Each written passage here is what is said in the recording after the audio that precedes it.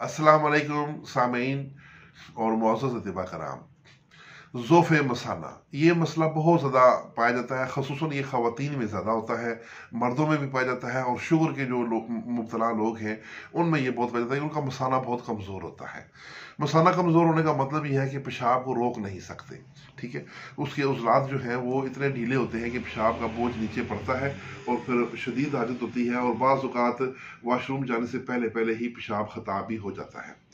तो सामीन इसका इलाज जो है ये आप समझ गए कि ये ज़ोफ़ का अलामत है। इसका ज़ोफ़ जो है ये गर्म तर मिजाज से तर गर्म यानी दमवी सुफरावी और आगे बलगमी मिजाज में होता है।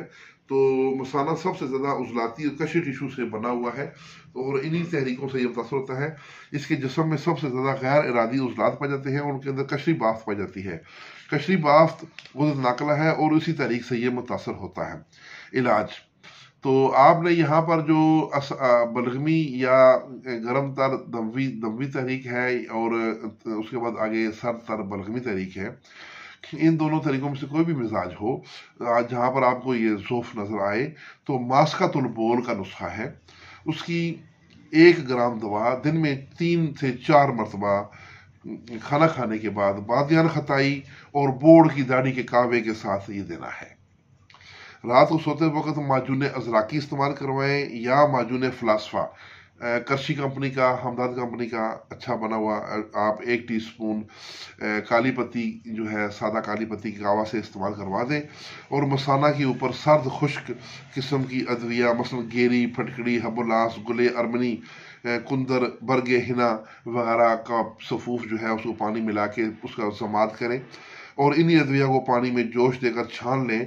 और अगर शदीद आपको ये मसला पेश आ रहा हो तो मसाना के अंदर पिचकारी भी करें इन्हीं अद्विया की, ये जो मैंने ऊपर समात बताया है।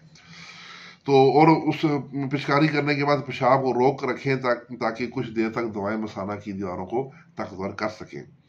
इस अमल से आज़ाए बोल की सोजिश दूर हो जाती है और वहाँ का जो ज़ोफ़ है वो भी दूर हो जाता है।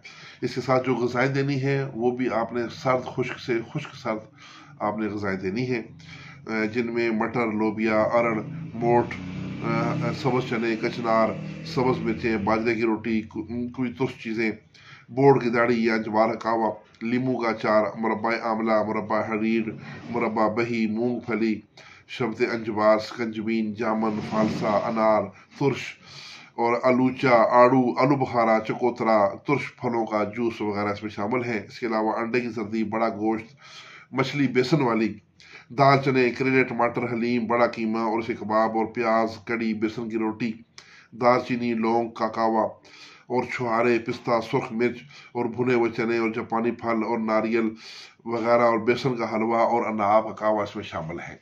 ये इस्तेमाल करवा सकते हैं।